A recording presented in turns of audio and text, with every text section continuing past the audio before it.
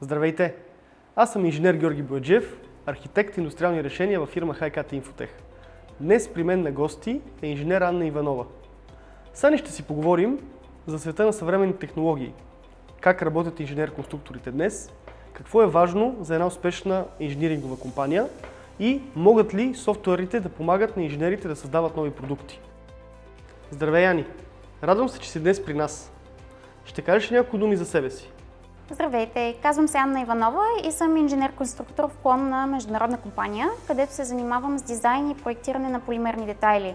Предишният ми опит включва и проектирането на детайли от композитни материали. Работила съм с различни CAD системи, сред които CATIA, SolidWorks, Creo Parametric и други. Преди 2 години се присъединих и към екипа на Hi-Cat Infotech като CAD специалист, където води курсове по 3D проектиране на CATIA V5. Вече от няколко години работиш като инженер-конструктор. Какви са твоите наблюдения върху нивото на софтуерни технологии, които ползват инженерите в България? Работя с колеги от международни компании и виждам много прилики в това как работи един инженер в Западна Европа и един инженер в България. И двамата използват идентични софтуерни инструменти и се съобразяват с процесните стандарти. Същото не мога да кажа за чисто българските компании. При тях по-често има качествени разлики от типа на смесване на софтуерни решения, които нямат заложена интеграция помежду си. Това води до някои типични трудности в инженерните отдели и намаляване на продуктивността. Ти току-що засегна много интересна тема и може би е редно да влезем малко повече в конкретика. Къде по-точно виждаш разлики в работата на българските инженер-конструктори и техните колеги от Западна Европа? Основните разлики са в степента на интеграция и стандартизация на използваните системи. В международните компании не само се употребяват модерни софтуерни системи за 3D проектиране, симулации и Product Lifecycle Management, но и тяхната употреба е организирана така, че да се постигне максимална Digital Continuity или непрекъснатост и приемственост на информацията. Би ли обяснила на нашите зрители какво разбираш по-точно под понятието непрекъснатост и приемственост на информацията? В развойните проекти се създава огромно количество информация, като например изисквания, спецификации, 3D модели, чертежи, симулационни резултати, резултати от физически изпитания, технологични карти и много други. Тази информация съществува в различни файлови формати, обработва се в различни IT системи, съществува по няколко пъти в различни версии.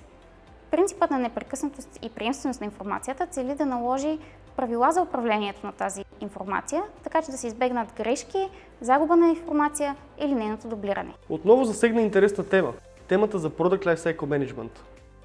Product Lifecycle Management, или на български език жизненият цикъл на изделията, е метод на работа, при който данните, създадени в процеса на проектирането, производството, продажбата и сервиза на продукта, та чак до неговото рециклиране, се записват и управляват в единна база данни.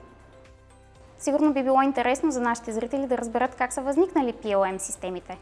PLM представлява стратегия, която се внедрява с помощта на подходящи технически и организационни мероприятия. Системите за управление на жизнения цикъл не са възникнали, за да покрият единствено нуждите на отделния потребител, а са предназначени към производствени предприятия или фирми с развойна дейност. Практическата задача на PLM е да създава пълна прозрачност за работа на разнородни екипи, отдели или пък отделни сътрудници, които работят на даден проект, като се гарантира оптималното взаимодействие между отделните звена, чрез осигуряване на пълен, но в същото време контролиран достъп до проектната документация. Това може би обяснява корената промяна на машиностроителния сектор в последните години. Тази промяна се дължи на фактори като въвеждането на строги стандарти, голямата конкуренция от производители от целия свят, повишените изисквания на клиентите, както и други. Това изисква подходящи инженерни и бизнес системи, които да обединят и синхронизират основните информационни потоци в една кампания. Целта е да се вземат решения на базата на актуална, проследима и вярна информация. Тази задача се поема от PLM системите. Преди малко класифицирахме PLM системите като ежедневния помощник на инженера и може би е редно да дадем отговор на въпрос какви проблеми решават те.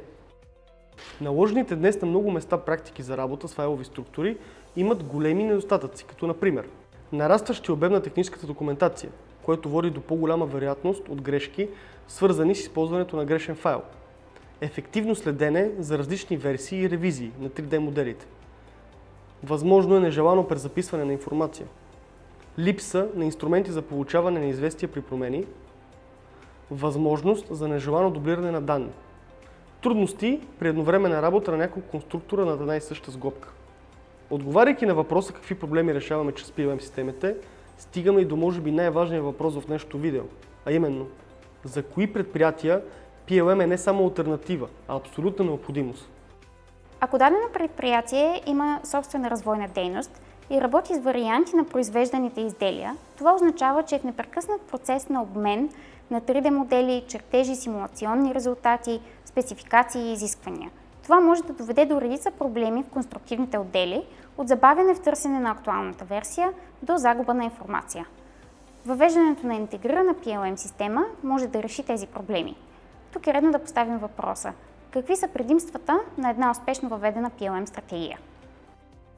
Управлението на жизнения цикъл е едно от основните направления за повишаване на ефективността в предприятията. Положителните ефекти при въвеждане на PLM решенията са много, но ще се опитаме да споменем само най-важните от тях. Ускорен процес за ценообразуване и изготвяне на оферти. Лесен достъп до клиентските изисквания към продуктите. Намаляване на загубата на време за търсене на информация. Поверителност на данните и контрол на достъпа. Управление на инженерните данни и екипно сътрудничество. Управление на проекти от всички точки на света. Ограничаване на разходите чрез повторно използване на добри конструктивни или технологични решения, така нареченото reusability, по-познато в света на софтуерните разработчици. Спомагане на иновациите чрез даване на достъп на всички части в проекта. Формализиран подход за преглед и одобрение. Жоро, ти няколко пъти вече спомена 3D Experience като един от модерните представители на PLM системите. Можеш ли да ни разкажеш малко повече за нея? 3D Experience осигурява централизирано съхранение и контролирано управление на данните, както и, разбира се, регламентиран достъп до тях за всички участия в проекта. Конструктори, технолози, икономисти, маркетолози, ръководители на проекти, директори и други. Платформата предоставя богат набор от инструменти за задаване и проследяване на задачи, срокове, отговорници, както и точна финансова информация за разходите на изпълнението на отделните задания. Всичко това дава възможност за прецизен контрол на развитието на проекта по отношение на изпълнението на отделните подзадания при пълен мониторинг на финансовите параметри и зададените срокове. 3D Experience помага на проектния ръководител при взимането на решения, а участниците получават лесно нужната информация. Това води до изключително подобряване на синхронната работа на екипа. Тук бих искала да допълня от гледна точка на инженерния дизайн. 3D Experience позволява по-добра колаборация между мултидисциплинарни инженерни екипи, производство, тестване, управление на доставчици и така нататък. Платформата разполага с интеграции към всички широко разпространени CAD системи, като SolidWorks, Solid Edge, AutoCAD, Inventor. Възможна е съвместна разработка на сглобена единица с различни CAD формати. Това централизиране на информацията води до оптимизиране на фирмените процеси и по-ефективното използване на наличните ресурси. Доколкото съм чувала, 3D Experience може лесно да се интегрира и към други вече съществуващи неинженерни IT системи. Да, Ани, това е точно така. В миналото голяма част от софтуерните компании разработваха решения, заключени в собствени фирмени стандарти за комуникация и съвсем целенасочено не можеха да обменят данни с други IT системи. Целта на тези ограничения бяха ясни, но с времето индустрията трябваше да разработи и въведе строги стандарти за отворен код с цел по-лесна комуникация с други IT системи. 3D Experience е една от системите от най-ново поколение, в която новите концепции за отворен код са залегнали още в самото начало на нейното развитие. Най-новата версия на 3D Experience представлява сама по себе си уникално софтуерно решение, което синтезира най-добрите практики за разработка на промишлени продукти. Ани, благодаря ти за приятния разговор. И аз благодаря. Удоволствието беше изцяло мое. До нови срещи. С това се разделяме. За всякакви въпроси относно нашите инженерни и бизнес софтуерни решения, можете да се свържете с нас на посочените мейл и телефон или чрез контактната форма на нашия уебсайт.